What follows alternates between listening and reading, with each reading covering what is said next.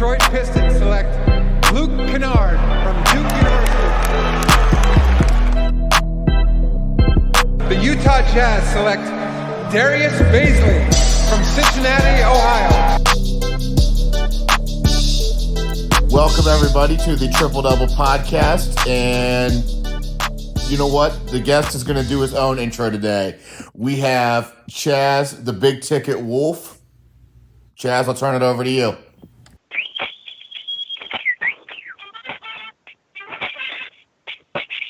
Oh, she's a brick house. Oh, little Commodores, boys. She's mighty, just letting it all hang out. You know that one, Morrow. You know that one. That's probably how you were conceived back in the early 80s, boy. How's everybody doing today? Early 80s? Oh, I'm not in my 30s. I'm still in my 20s, but barely. I mean, come on now. I mean, I was being modest, you know. We don't even know what day it is. We're talking years. Come on now. What's the other day? I didn't even know Chick-fil-A wasn't even open today. I had to drive by and I about ran over a walker. I mean, we're talking years now. Okay. I'm sorry. No, I have no idea what day it is, man. It's been all blending together, and we're just happy to have you on the podcast. Usually, Morrow's the one that's late. Today, you were the one that was late, but we're getting through it. I was working out. I was working out today. So, busy time of the year for us. Here in April. Just got done watching the national semifinal game last night. I mean, can you believe this is the first time that there was 4 16 seeds in the national semifinals? I mean, it's unbelievable. Sick, bro, sick. Well, I figured you'd be pretty happy. It is golfing weather. It is golfing weather. The problem is, Coach, is my swing is so beautiful right now that nobody wants to go out with me. And I think the fact is that we have to walk. And if you know me, I'm not much of a walker, Coach. And I think that, a typical 9 holes, you're looking at an hour and a half to 2 hours, depending on the lay of the land. And, if you do 18, you're looking at about 4 hours, probably looking at times that by 2.5. If you went out there with me right now, we had that old, walk behind cart. So it's, a lot of guys just want to go to the driving range, but old Roy Hobbs here, I just want to get out there and swing at 9, but it's hard, Coach. It's hard. Top Golf is closed. I've got a little makeshift miniature putt course down the basement. It's working out. Talked to our boy Foose Cheatham at Kent. The wife won't let Foose Cheatham out of the house. I don't know why not. Talked to a couple other guys. They're just scared. Cinderoff's making TikTok videos today. I don't know. I mean, I understand. It's a good time to be with people's family, though. Well, wait till you hear the episode with Cinderoff. By the time this podcast comes out, it would have already been out for a couple of days. And no, I think he killed it. But with all these other guys going nuts, man, you're the one that's been sitting back, tweeting at Mike DeWine's wife. You've been pretty active on the old Twitter. People are like, oh, you don't like Mike DeWine? I'm kind of like Coach Snow over there in Indianapolis. I don't really like anybody. I don't like the left. I don't like the right. I mean, I'd probably vote for our boy, I'd probably vote for our boy Joe down there, down there in Cincinnati, Northern Kentucky. He seems like he'd be an unbelievable politician. What's Joe Fred? Joe Fred. I'd vote for Joe Fred. I can hear it right now. I mean, but, Fran DeWine, she's got to step up her culinary skills. I mean, she's making some real basic shit. And, Mike DeWine fun fact about Mike DeWine is he owns a minor league baseball team down in, I think in Morrow's neck of the woods. Is there a minor league baseball team down near Morrow, like in Kettering area somewhere? Dayton Dragons. Yeah. He's behind the Dayton Dragons. So Mike DeWine, is I imagine he's pissed because he's trying to figure out a way to figure out this curveball that he's been talking about for a month. Get ahead of the curve, and he's probably waiting to get out there and see those Dayton Dragons swing their bats. But I think Mike's doing a good job. We're 17th right now out of 50 countries with the the Wu-Tang flu, so we'll be all right. The Dayton Dragons, I think, actually have a pretty good fan base. I know it's cheap to go to the games. I've never been, but when you said the thing about DeWine and how he looks like the kid from Jerry Maguire, that's when I knew you were bored. Coach, I mean, if I can't be watching mixtapes and going to Applebee's happy hour, there's not much going on in my life. Yeah, I mean, it's just I'm just trying to find things to do that keeps me from going to jail. And right now I've been safe because this podcast is going to probably take an hour of my life. I've been talking to college coaches about the transfer portal. I mean, obviously Fleer put somebody in the transfer portal that was a fictitious character, and he got phone calls. So I mean, I think that's congrats. Fleer should get an ESPY for that. Absolutely. Well, I mean, let's talk about this. We'll take it to a serious level here. When this thing first broke, I think of our kind of standard group text here, you and me were the two who were like, "Man, this is not bullshit, but it's overblown.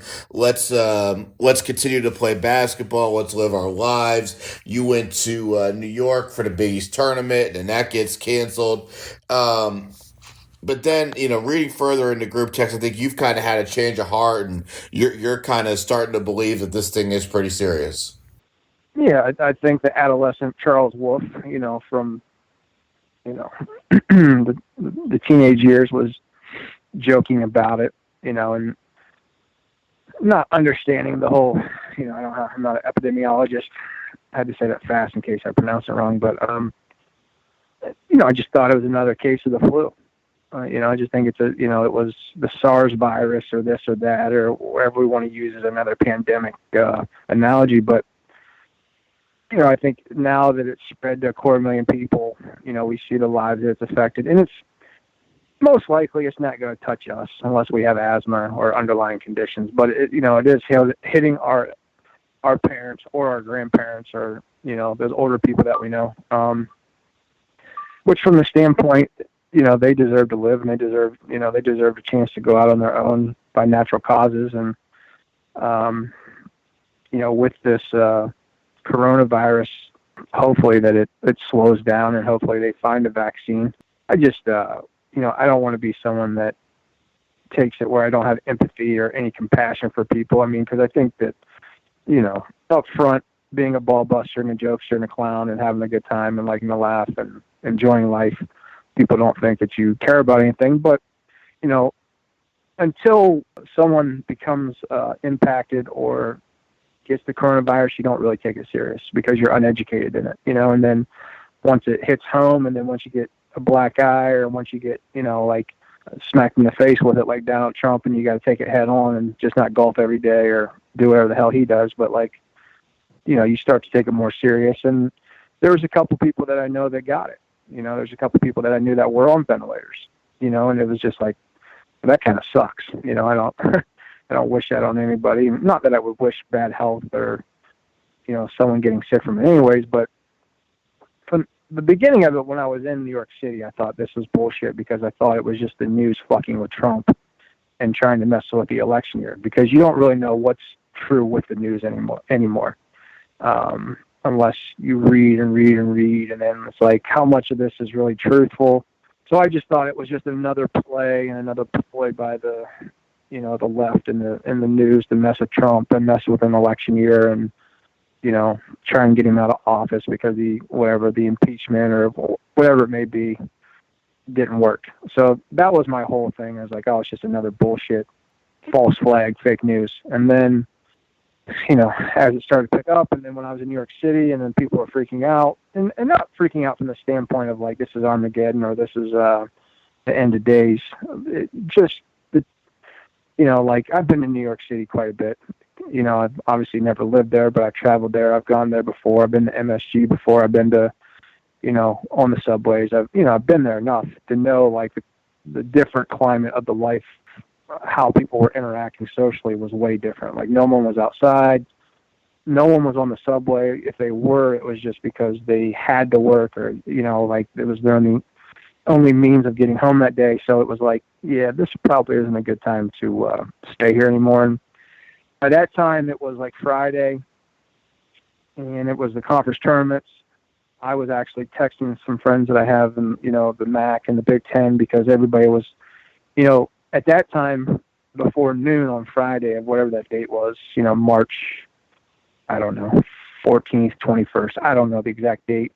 But, obviously the couple of days before this Selection Sunday show, everyone was still in conference play or conference tournament play. They didn't know what the hell was going on. And, everybody was still waiting on the league commissioners and the presidents to make a decision. I was like, well, as of right now, everyone's still playing. They're just not letting fans in. And then once kind of the NBA went down, and then the NBA players, and then Kevin Durant, and, they stopped the games, and then Madison Square Garden, I'm trying to think who it was. It might have been Creighton DePaul, stopped the game at halftime, and then Akron in Ohio was supposed to play at noon on Friday at the Q, and they were on the court warming up, and they shut it down. And I was like, this shit's serious. They're checking everybody's temperatures, and then it was like, where were you when the world stopped turning, right? So, luckily I got out of New York before it got too crazy. But yeah, I think, getting back to my boy Mikey DeWine, I think he's done a good job. I think he's been kind of like what I said on one of my tweets. Is I said he's kind of like that college professor or teacher that we've all had. That's just a freaking dork, but we start to respect him because I think he's a good dude. I think he's a good man. Why do I think that? I think he has Ohio's best interest at heart. I think he's like slowly flipping the dominoes over, with social distancing. It's not too extreme where they just lock everything down, and then next thing you know, you're fight or flight inside your dorm or your apartment or your house or wherever you are, and you're trying to figure out how the hell, am I going to get toilet paper or a bottle of water? But, no. I mean, that's kind of my Mike DeWine, Big East, New York City story in a whirlwind for you. I think Mike DeWine is erring on the side of caution, and he's definitely calculated, which is really all you can ask. No one has the answers to this, and we've had 2 podcasts in the last couple of days with Jewel Justice at UK, where he talked about their kids found out on the bus ride home via social media from the SEC tournament. We had a similar talk with Cindy about how the Kent State guys found out they were in the quarterfinals of the MAC tournament. So it is certainly uncharted waters. But what we've talked about a lot via text message, you and me, is not that no one's sympathetic to what's going on. I mean, obviously it is a pandemic and it's something that needs to be taken seriously, but not necessarily at the detriment long-term of the economy. And that's the other moving piece to this problem. Is it's not as simple as saying everybody can, take the social distance measures and everything will just come back to normal. But the economy's taking a big hit. And I feel like you've got some kind of strong thoughts on what's going on there. Yeah, this is so much different. I mean, because, before you guys really knew me, the ins and outs and my craziness, like, I was scouting in and around basketball during the housing crisis, and when obviously Wall Street got bailed out and everybody was, this is the biggest thing since. I was in college when 9/11 happened, which that didn't really affect us in the Midwest. I mean, it didn't really affect most of our daily lives. I was in college and starting college, and then with the housing crisis. That affected a lot of people. And it affected people that made bad decisions because they really just wanted to keep up with the Jones and the Smiths, and they just took advantage of getting a nice house, which, everybody wants that American dream. We all want the house and the picket fence and the dog and all that shit, right? But there were still people that had money, and there were still people that it didn't impact as largely. I'm not Ben Bernanke here and going over the whole United States Treasury Department, but now with this situation, this impacts everybody. Unless you're a funeral home director or you're a nurse or a doctor, but there are people in healthcare that this does impact. Like I know people that are physical therapists. I know people that are occupational therapists. Like they're not doing their jobs anymore. They're, like the healthcare system, is being impacted because obviously, as you know, in insurance, Corey, and dealing with different things, like, the premium rates are going to go up because there's more cases, and it's going to impact all of it. Financially, it's going to hurt a lot of colleges. People are saying, well, how's it going to hurt a lot of colleges? Well, this is how it's going to hurt. We have roughly 350 Division I basketball programs. Well, maybe 10% of those 350, maybe 35 are self-sufficient enough based on what they bring in financially because they have enough backing, enough alumni, TV packages. I think it's a smaller number than that. So it might be less than 35, right? A lot of schools are going to be hurting if we don't play college football. Why are they going to be hurting? Because they need those bye games. Youngstown State needs their football team, who's 1AA, to play those 2 or 3 bye games against Pitt, against Ohio State, against West Virginia. Like, they need that $1 million. Like, there's going to be, if we don't play college football this fall, and it'll be down to the NFL whether or not we play college football, because the same thing with the NBA decides on us for basketball.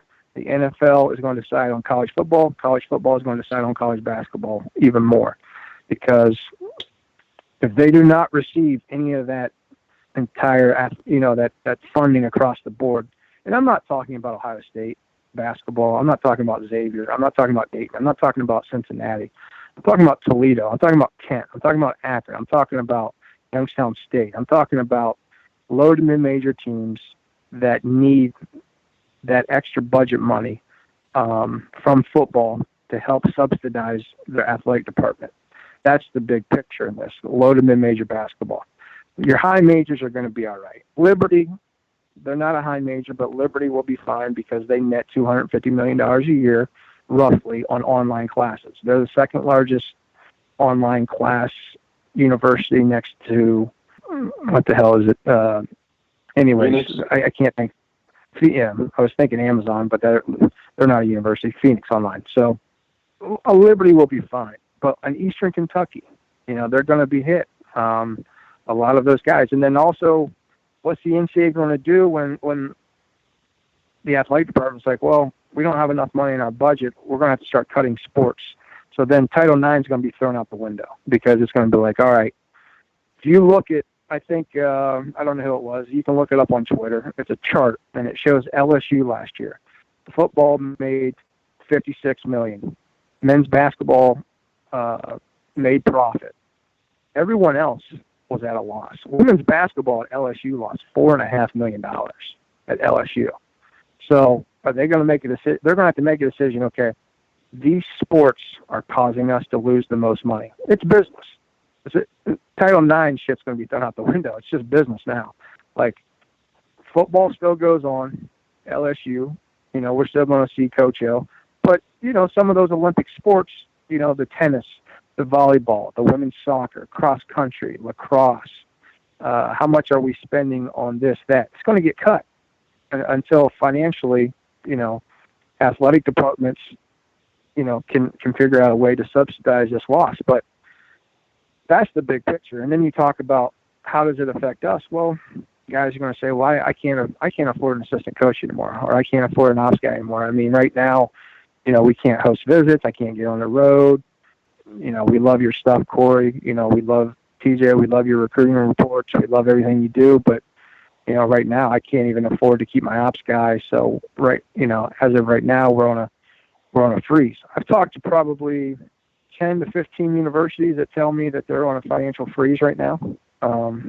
So in, renewal season and in our world, usually when we start to get paid again is not until July 1st. So hopefully, God willing, this freaking thing calms down so we can eat again, and we can get paid again to keep moving. But if not, we just got to figure it out. Like, if, I'm not scared. I'm not the type of guy that's scared to go work at a grocery store. I'm not scared to go, if I've got to stock shelves for $12 an hour, $13 an hour to be my big ass. That's what I got to do. And it's not, it's not an ego thing anymore. It's survival, and it's not like, well, I'm too good to do that anymore, because this pandemic, or this, whatever this coronavirus is going to impact all walks of life. I mean, there's going to be people that have PhDs, that have masters, that are very college educated, that like their career fields are going to be struck. I mean, you look at the travel industry, you look at everybody, like it's,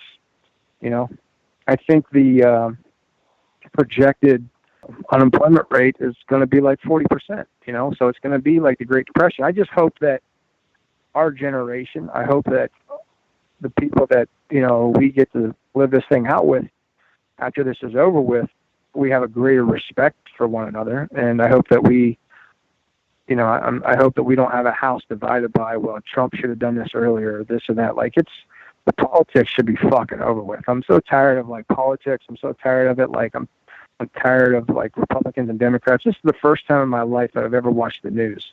And I'm like, my God, I just want to watch ESPN again and see who fucking had 30 points, right?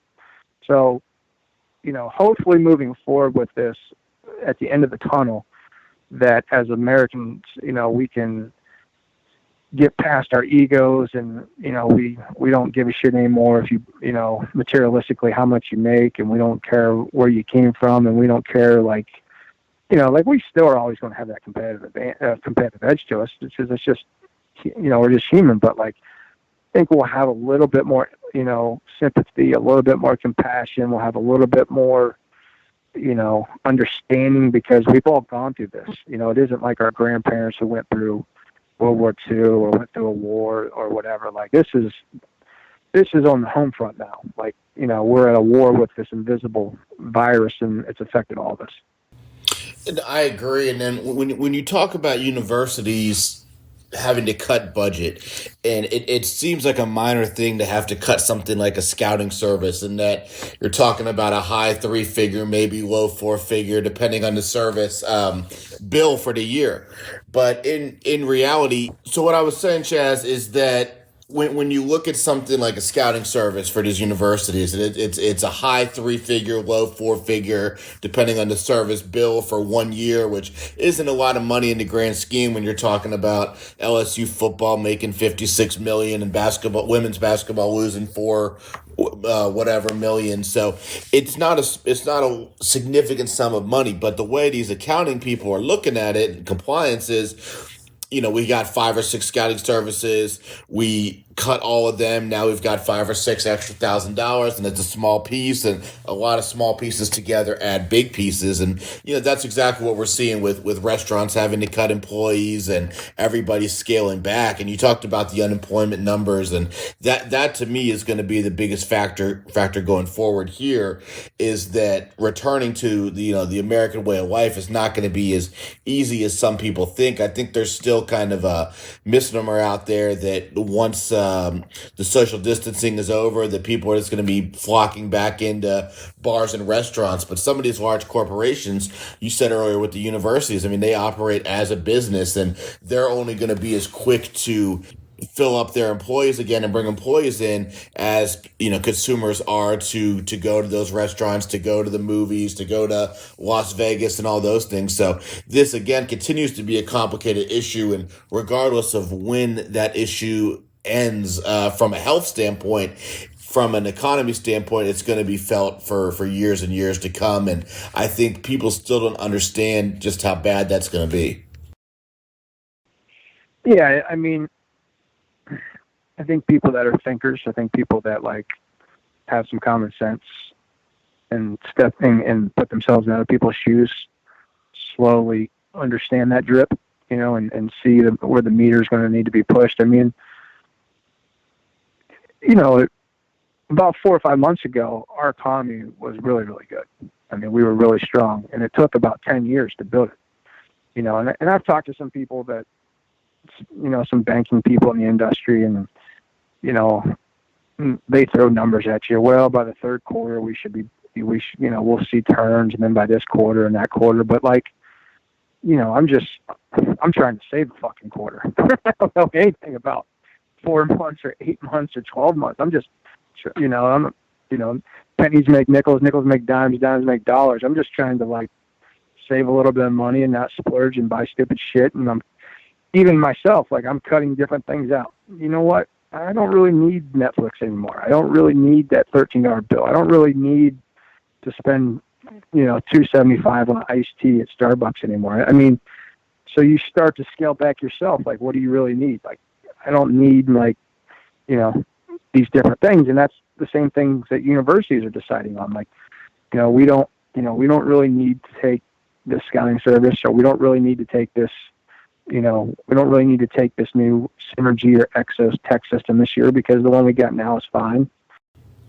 Well, at the end of the day, sorry to interrupt you, but at the end of the day, what these universities are going to say is they're going to say, well, instead of taking a scouting service, instead of upgrading your synergy system, do your own job, and we're paying you guys to recruit players at the end of the day, and a scouting service is a nice luxury to be able to afford to supplement your own job, but we're not going to be able to do that. You're just going to have to work a little harder. Yeah, I think though there's still going to be room for us from the standpoint that we still have, knowledge of all the players that are in 21, 22, and we have a pretty good feel of 23. But as you know, without giving everybody the ingredients to the special sauce that we got, like coaches aren't asking for a whole lot after 20 and 21. I mean, guys are still. I was just on a phone call before I jumped on this today, that guys are still asking me about 2020s. And it's like, Jesus, like it's April and we're still talking about 20s, and usually by this time, you guys are probably up to NY2 LA, or you're, man, you at the All Ohio Red Gold Cup, or somewhere like that. And like, but we're still talking about 2020s. I mean, the game's still going to go on. We'll get back to it. We're going to appreciate a whole hell of a lot more. Like I'll probably stay for the 10:30 game at Spiece, next May. I'll probably wake up at 8 a.m., with TJ Kelly will just be getting back in. I'll be waking up barely with my continental breakfast over there, and we'll be watching Red play, the Iowa Barnstormers on court 3. But I think we'll work at our business even harder. I think we'll value it more. I think, this is a time for all of us to work on our relationships with.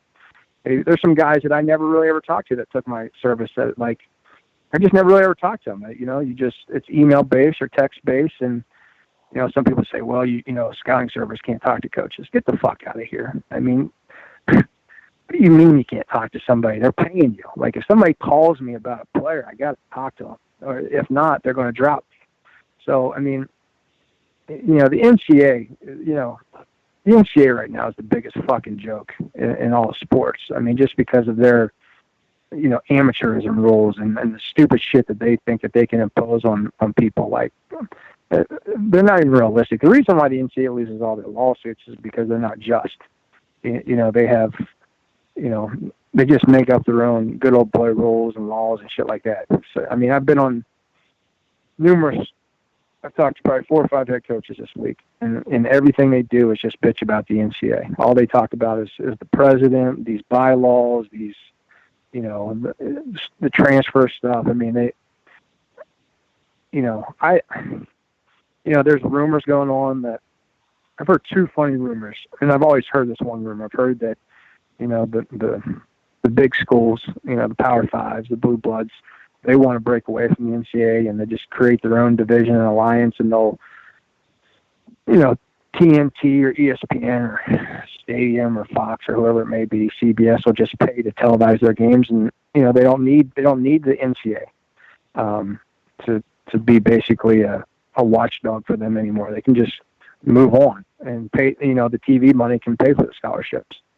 And then I heard another crazy rumor that if things calm down and they, we can move forward with the vaccine, or move forward with, not the vaccine, but move forward with social distancing, that in the fall they might do a NCAA tournament. And I'm like, There's no chance. I know. I didn't even ask about it, but this is coming from head coaches. And I just said, a recruiting tool to sell to like recruits. I was like, you're not playing in the fall. You're not. It's over, man. It's over. That ship has sailed. Like for some people, it was a good ship that sailed because you weren't making the NCAA tournament, and you can never. If you're Purdue or North Carolina or whoever it may be, you can put an asterisk and say, well, we didn't make the NCAA tournament that year. No one made the NCAA tournament. So for some people, it ended up being good for them. For the guys, for the bubble guys, it hurt them because there was an opportunity there. No, absolutely, and that brings me to my next question. And that when you're talking to these college coaches, I mean, we had a couple on the podcast, and they gave us their breakdown of what they're doing. But from a recruiting standpoint, when these guys aren't sitting around and watching George Howard on Facebook Live or watching Tiger King, what are these college coaches doing with their time off? Well, I'm not a college coach, but the ones that I've talked to are miserable because they've never spent this much time with their wives in their entire life. A lot of them are discovering that they're not very good babysitters. A lot of them don't know what to do because they can't use the alibi of I've got to go recruit. I've got to go speak tonight. I've got to go see a kid. So the excuses and the alibis are basically, well, I've got to go to Target. I've got to go to the grocery store. I've got to go to the gas station. So a lot of guys are filling up their cars 3 to 4 days a week. And, it's just a lot of the coaches, to be honest, are recruiting their own guys. I know a guy that calls his players every day just to check in on them, talks to his staff every day just to, keep that relationship going because mental health for these kids, they're weak-minded. They're young-minded. They need to be felt, we're talking about a society where kids were so infectious by social media and needing that sense of attention, and now they're not getting it. Nothing's going on. They have no content. There's nothing for them. There's nothing right now that can uplift them. So, the good coaches, or I won't even say good, but we'll just say the compassionate coaches and the ones that really care about their players are calling them every day and talking to them and recruiting them to stay in their program, even if they can't work them out and even if they can't practice with them. And I think that's the thing that you see the guys that'll be successful in the next year or two will have, a better relationship and continuity and trust with those players. But I hear guys that are having these Zoom conferences with their coaching staff and talking about their fictitious, recruiting board, which I laughed the other day because I saw a kid committed to Rhode Island, and then like 2 days later, he decommitted from Rhode Island. And I was just like, we're going to have rosters full of guys that never visited schools, that coaches never saw work out, never saw play. It's all going to be based off of,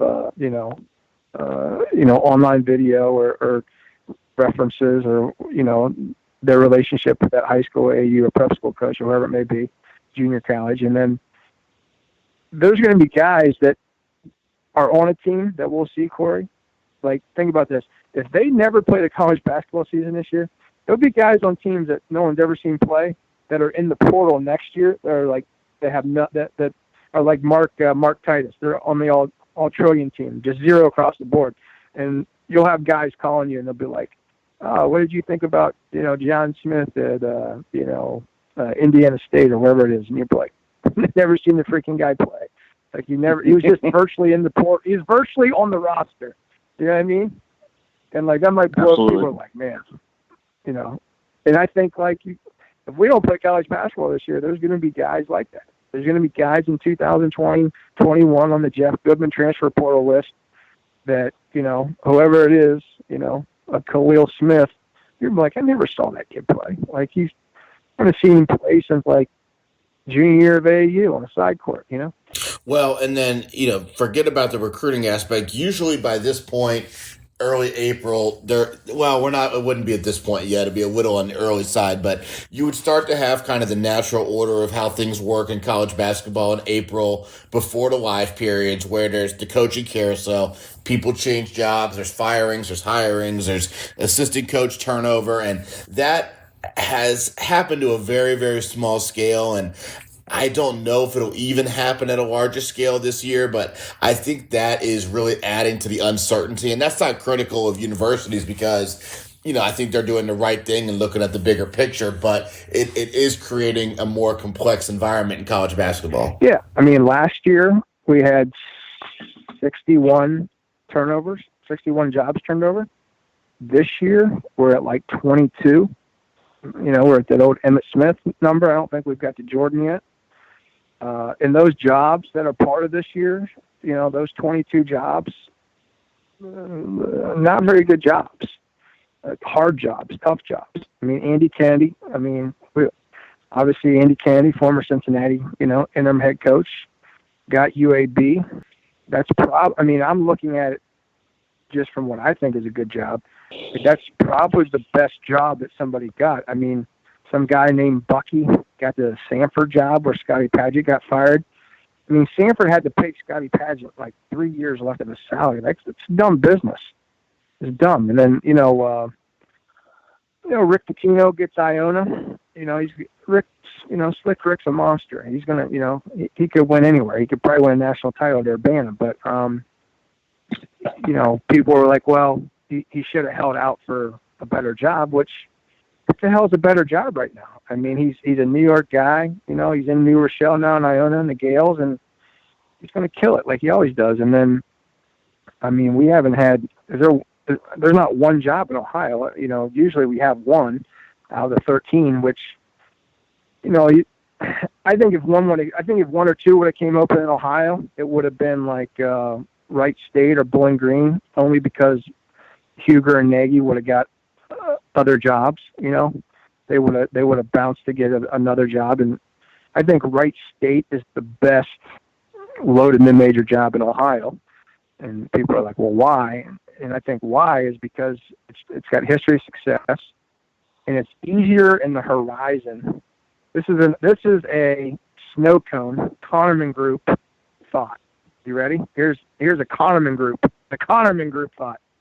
It's easier to get a job, I think, out of Wright State or NKU because the league, those jobs are top of the league in the horizon, where Akron, Kent, Ohio, Miami, Ohio, Toledo, it's a meat grinder, the Maxim meat grinder, where in the horizon, those two schools lately, the Wright States, the NKUs, I mean, they've been pretty proficient in winning. And if you look at John Brannon, or if you look at some of the other guys, I'm probably missing off the top of my head, Brad Burnell going to Clemson quite a few years back. But, those two jobs lately have produced guys that can go get high major jobs.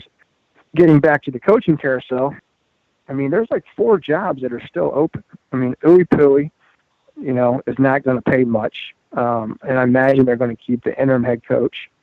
And, I heard some names, some mid-major, or not mid-major, but I heard some guys that were high major assistants that were like interested, but it doesn't pay more than what they're already making. So, are you going to go take a $50,000 to $100,000 pay cut to go to Uwe Pui, get your brains beat in for 4 years, make only $600,000 gross over 4 years, where some of these guys, there's a guy in Columbus right now making $500,000 as an assistant that doesn't need to go anywhere to take a bad job. Or, maybe, you're a guy that's like not even making $500,000, maybe you're making $250,000. You're not going to take a $100,000 pay cut to lose 80 games and then be fired just because you want to be a head coach. Like it doesn't make sense to me. And then like Alabama State, Alcorn State, who in the hell knows if they'll even have basketball? I mean, I'm probably speaking out of context, but like, perception wise, like, some of these schools at those very, very, very low majors and their RPIs are in the 300s, like, and they're having to play 10 high majors just to like fiscally survive. Who in the hell knows what they're paying? Maybe paying like $100 and some $1,000 at bare minimum, and you've got to play all these high majors to even pay for your staff. I mean, that's not even uncommon with an Oakland or a Western Michigan, where Western Michigan, they hired Clayton Bates. Clayton Bates was the associate head coach. Steve Hawkins was fired, and Hawk had been there for, it seemed like 20 years, maybe 16, 18, I don't know. And they hired Clayton Bates as, the associate head coach. They only give him a 2-year contract for like I don't know what the hell they're giving him. They're giving him like $200,000.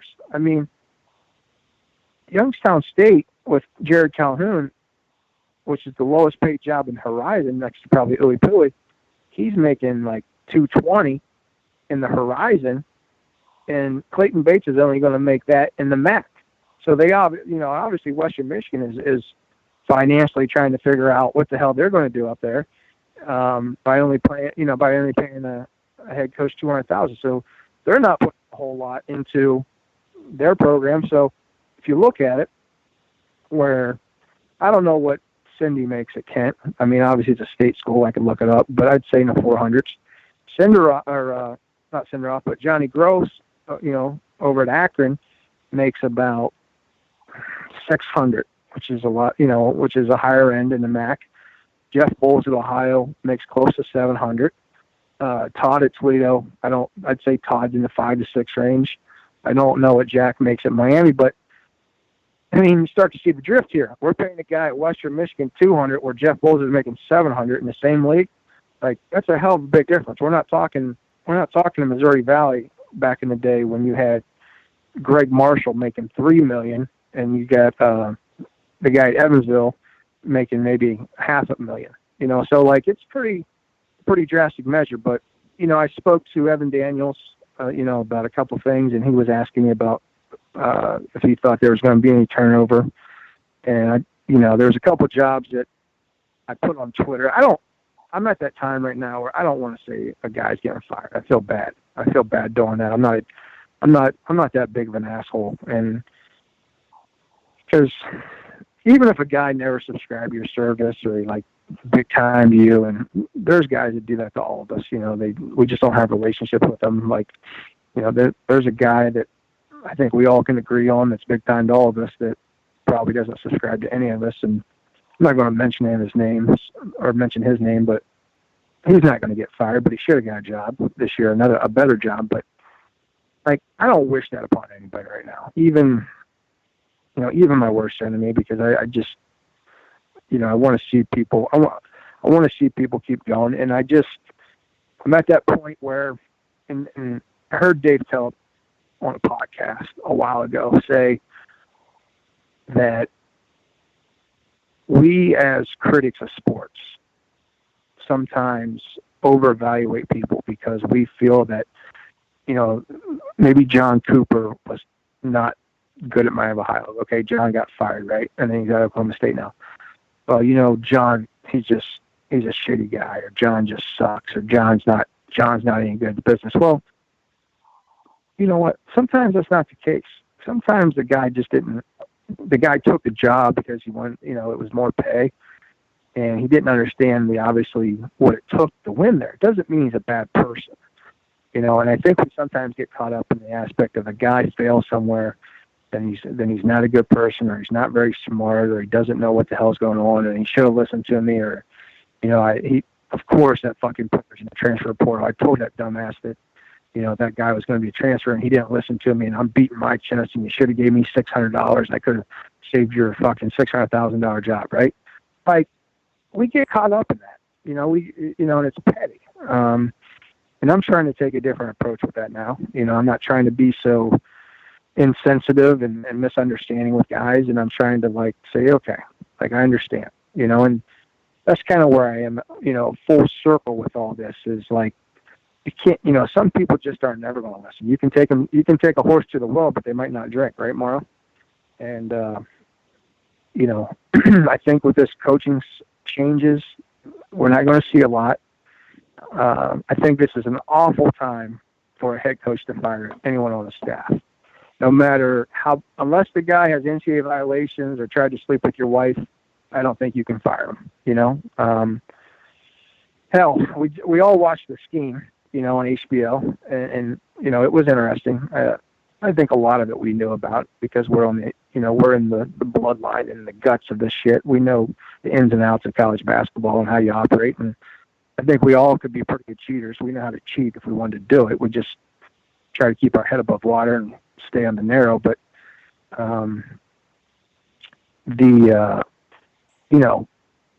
Will Wade, Sean Miller, those guys, I mean, they still got jobs. I mean, they're not, I feel bad for Book, he got.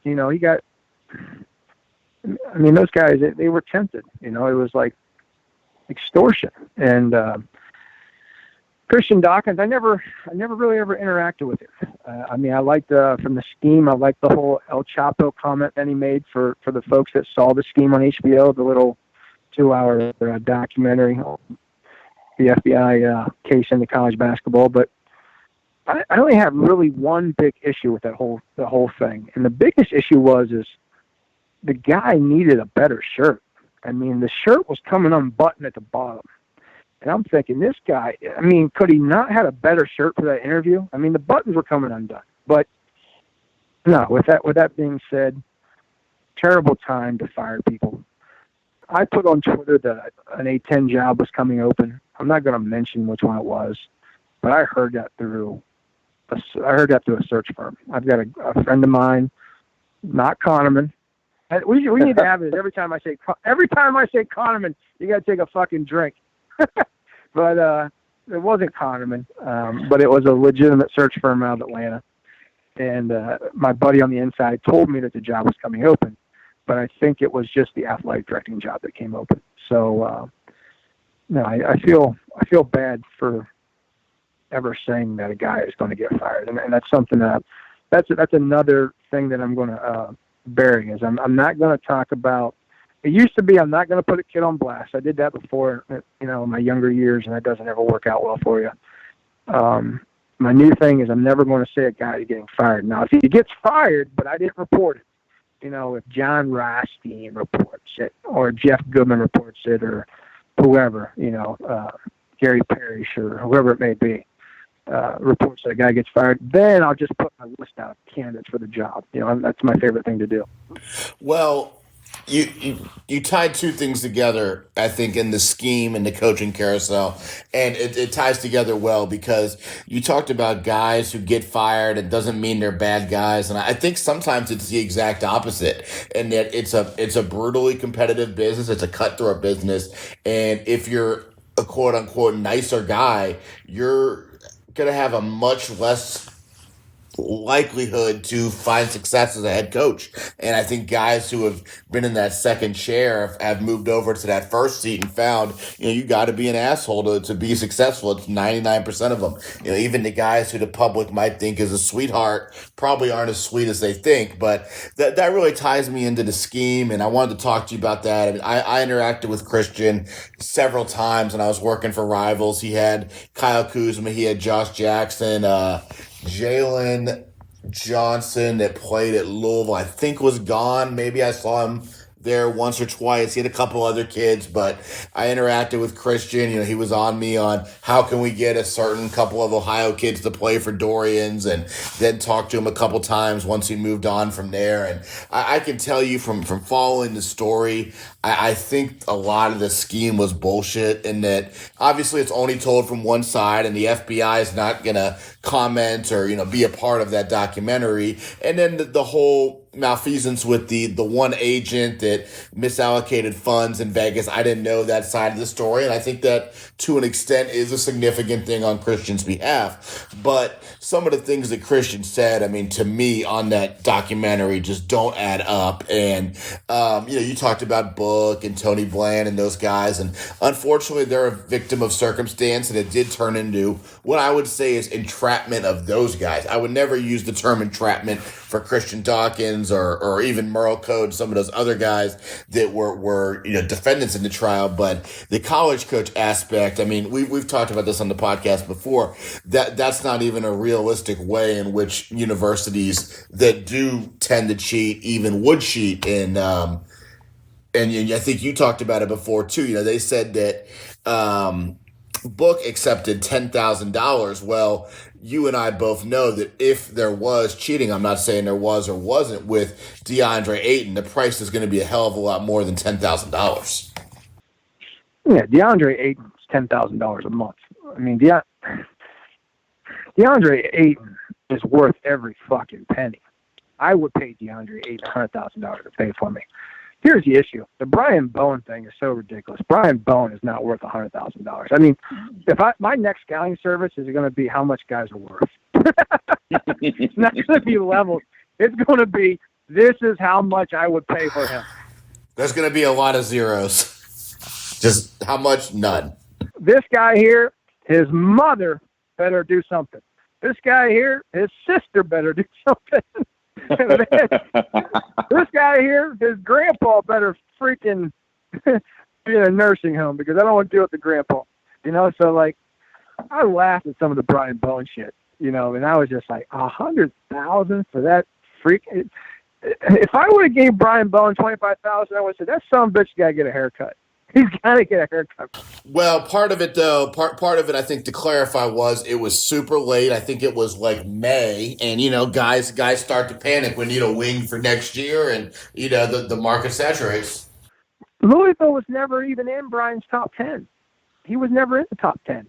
If you go back and you look at, Brian's account, like I'm not going back looking at it, but I remember Brian Bowen. Brian Bowen played for La Lumiere. Brian Bowen played in my events. Like I remember Brian. He's a Michigan kid. Like we know him really well. We see him in the EYBL. We saw him with La Lumiere. Like we had a pulse on Brian Bowen. I knew Shane, his high school coach. I knew his AU coach. I knew his mother. I think her name's Carrie or Sherry or Carrie, right?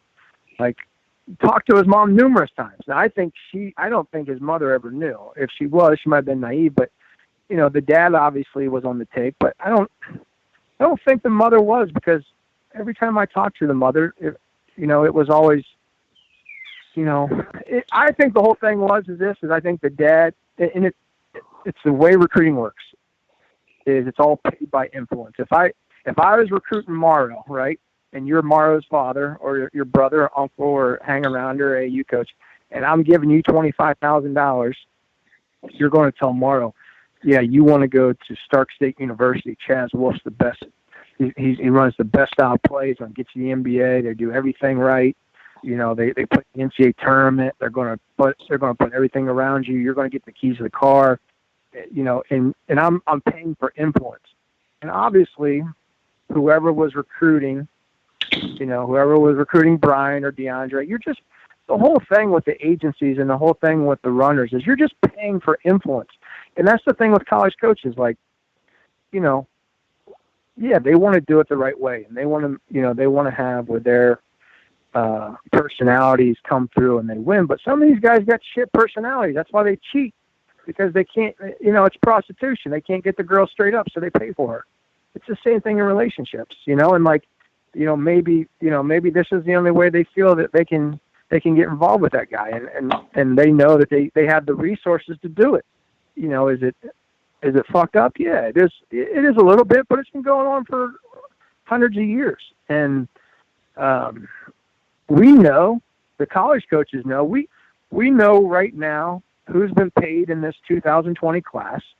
And I think the FBI blew it out of proportion, because I remember when the district attorney went on from New York, whatever it was, the FBI guy, and they said, we've got your playbook and we know everything. I started laughing. So it's like, they just said, you're a clown. Like, do you understand, like, there might be only 1% of guys that are getting paid.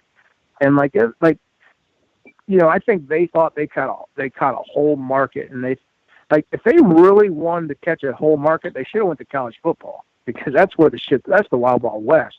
It ain't college basketball. I can't think of too many guys in Ohio that have been paid. No. I can go back to the last 15 years of doing this and give it a swag. I call it swag. Here, this is for all you listeners out there. I'll give it a swag, a scientific wild ass guess of who got paid. All right. And I can't go off of factual information, because I'm not, I don't work at the bank. I obviously haven't seen the cash in the envelope or however they did it, but there's some ways that people got around some stuff. There's some things that Adidas did back in 2000. I don't know the exact year, because I barely know the dates today, but there's some things I know that Adidas, Nike, Under Armour have done over the years, but it's just the cost of doing business. And people were like, well, who was it? Christian. I didn't like Christian's answer. Christian said, yeah, well, if you see, if a kid in Spartanburg, South Carolina see Zion wearing those Adidas's, they gonna go buy it. Fuck, they're not gonna buy no shit ass. Because they're not playing ball. Like those are shoes you wear to play basketball. I couldn't agree more. Oh, you ain't fucking giving nobody no fucking $100,000 so the kids in the community can see that the coolest kid in the block is rocking some fucking Adidas's. You're giving the kid $100,000 because you're investing in his family. So whenever he is done being a one and done at Duke, that he signs with your ass as a pro. It's all big market. It ain't no bullshit. So some kid running the fucking finish line or Champ Sports to buy some bullshit Adidas's. I mean, that's a dumb. There were some things that he said, man. There was a couple things, like the Uber thing, red flags everywhere. When the whole thing with the Uber $40,000 bill, he said, as soon as he said when he gave his side of the Uber story and talked about how he got fired and let go, I was like, this dude's sloppy. You know who from Michigan fucking hates Christian Dawkins, and when the Uber thing came out, sent it to every single person in the industry. I don't know who that was. Who hates him? TJ. Oh, he does? Oh, hates him. This is the biggest clown of all time. Why he hates him? Because when Christian had that best of the best scouting service, and it was all just fluff and it was all fake, and he was just scheming college coaches, and he was misleading information, and he put Christian Vaughn at 6'2", and he's the number one. Like, that was the thing that I could see. I mean, it would be the same thing in our state. It would be somebody in Ohio coming up with a high school kid coming up with a fictitious, scouting service that just copies everyone's information and then regurgitates it and, claims that he's, God's gift of evaluating. But there were some red flags that obviously there's a reason why he went to prison or jail for a year, and the reason why he's a felon. And it's, he's a schemer. I mean, there's no doubt about it. I mean, he's a shaker and a mover. That's the reason why he was on there, and it's the reason why he is what he is. But do I think he's an intelligent person? I think Christian Dawkins, Vaughn, whatever the hell his name is extremely intelligent. I just think he has terrible character. I think he has piss poor character, because your talent will get you to the top really quick. And he got there really quick. I won't take that away from him. I mean, the guy was in doorways, he was in back rooms, he was in offices, he was rubbing shoulders with elite people in the sports world. But his character is fucked up, and that's the reason why he's not in the industry anymore. And you can get there, but once you're there, everything's going to be revealed about what type of person you are. And obviously he has, character deficiency, and it showed. And I think the biggest thing with Christian Dawkins after watching the scheme is this. I don't know his family's background, but, obviously his dad was a coach, high school coach, but everything is money driven. So everything he does is to make a quick buck. It's always quick money instead of back money. And that was the perception I got from the scheme is this guy is money hungry. This guy's out to make $1. Obviously he wants to make a name for himself. He wants his own agency. And he even knew, even whenever he was talking to Merle Code on the tapes, or he's talking to Book, or he's talking to whoever it is, and he's saying, this dude, Jeff whoever the FBI agent Jeff was, undercover one, UC1 and UC2, like, supposedly the investor, he don't know what he's doing, but, he's going to give me the money. It's the stupidest shit in the world. Like, this don't make any sense, but he wants to do it this way. Like, no, fuck that. You do it your way. Like, if you were so smart and intelligent, like, I understand at that time that you were just trying to get the money to have capital and cash flow for the business to work. But getting on the yacht, going in the VIP suite in Vegas, like, you were a clown. You were lying to yourself, lying to him. And you should have just told the motherfucker, listen, Jeff, the business don't work this way, man. Like, But he didn't know how the business worked. I mean, I think he's mostly doing guesswork, and he's coming back and saying, man, we didn't need this big suite, or we didn't need this yacht. I don't believe that for 1 second. I guarantee you when that stuff was happening, he was the one eating it up, because that's why the FBI kept doing that stuff. The FBI knew that Christian's going to give us more information if we get him some grandiose, suite. And if, he's sitting there saying, like you said, this guy's so dumb, that guy's so dumb, but then they caught your ass dead to rights. Well, the other thing is he has an ego issue. I mean, exactly. He has an ego issue. He has an ego issue, and here is the indicator that he has an ego issue. It was in this question. Is when the guy doing the documentary, behind the scenes, the MC asked him, so, Christian, when you were with Andy Miller, what was your capacity? Were you a runner? Were you an intern? He was really, really pissed off about that because he was undermined because he didn't want to call himself a runner. He didn't want to call himself a handler. He didn't want to call himself a hang-arounder. He wanted to identify himself as an agent. And the issue with that is this. The older you become, the more comfortable you are in who you are and where you've been and what you've grown from. So when people ask me, Chaz, what's your background in basketball? Well, the adolescent Chaz at Christian Dawkins' age, however old he is now, 25, 26. Mario, how old are you? 27, 28?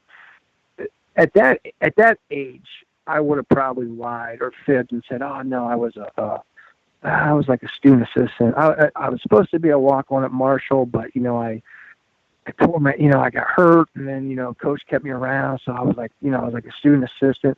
No, that's bullshit. It's fluff.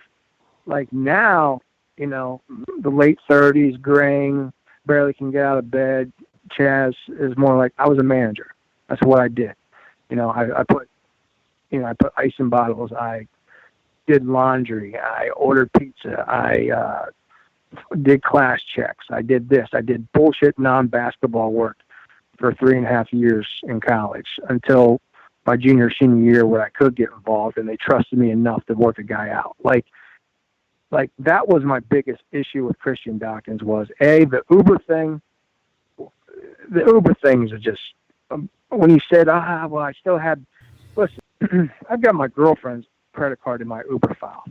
I damn well know when I'm using her credit card to pay for my Uber or my Lyft. I know every time because they send your ass a text or an email or it comes up. Thanks for using Uber. You did it with this card. You know damn well what card you're paying that Uber with. So he's lying about that.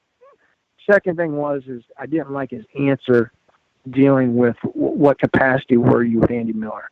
Like if he would have been a man and if he would have been real and said, you know what, I was entry-level dude. I was trying to make my way into business. You could just tell his ego and everything about where his aspirations of like wanting to become an agent and talking about the first dude in Michigan to ever have an Under Armour deal. Well, okay, congrats, bro. Congrats. You got an Under Armour deal. Sweet. It's called having Josh Jackson, right? Yeah, congrats. You got Josh Jackson. And you know what? Let me tell you something. The family, everybody needs competition because it's like anywhere. There's always going to be another gas station. There's always going to be another restaurant. There's always going to be another this or that. And so Under Armour came into the market. You had some dudes. Okay, you did. Right. You had some pros. But you know what? You probably had to do some things to get them too that maybe, the family didn't want to do.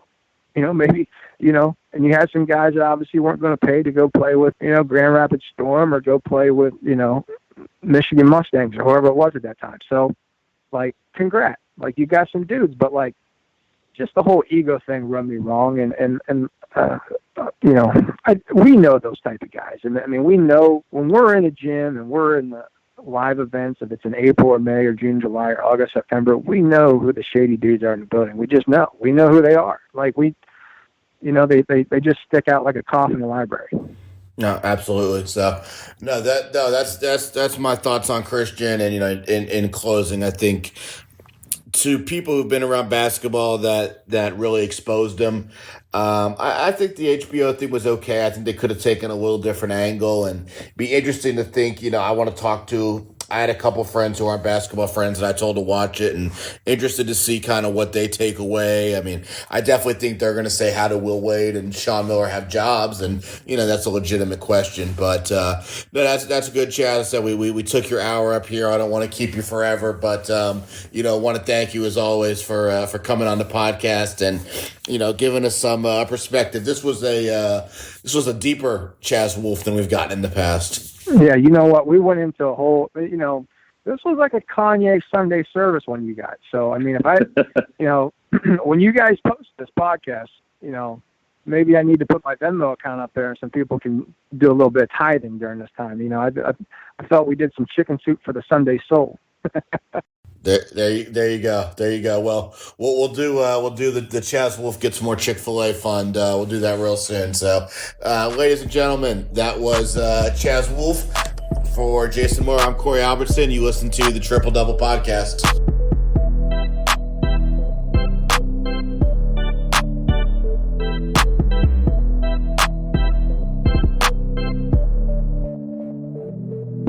This podcast is brought to you by PlayEasy.com. For players, coaches, or casual athletes looking to book a sports facility, as well as owners and managers of sports facilities, PlayEasy.com is the new one-stop site for streamlined services. If you're looking for a place to practice, play, host your tournament, camp, or other, simply go to PlayEasy.com and create a booking request for your area. Your request will go out to surrounding facilities who will respond with their best offer. Once you receive the offer that best fits your needs, book the facility and you're ready to play. For facility owners and managers, PlayEasy puts the power in your hands to maximize the usage and visibility of your facility. Register your facility for free today at PlayEasy.com. PlayEasy.com is the booking site built by athletes, coaches, and facility managers, and is proud to help bring you the Triple Double Podcast. This podcast is also brought to you by Anago Cleaning Systems. Are you tired of struggling in a dead-end job? If so, Anago Cleaning Systems has what you're looking for, an opportunity to go into business for yourself, but not by yourself. With franchising opportunities available for as little as a $2,500 down payment, purchasing an Anago franchise has never been easier. Once you own your Anago franchise, you're licensed to clean commercial facilities all around the greater Cincinnati, Dayton, or Columbus areas with the support of Anago's sales, quality control, operational, and accounting staff. Call 513-332-0033 today for your opportunity to be your own boss and grow your own commercial cleaning company under the guidance of Anago's proven and successful system. Again, call 513-332-0033 to learn more. With Anago, your future starts today.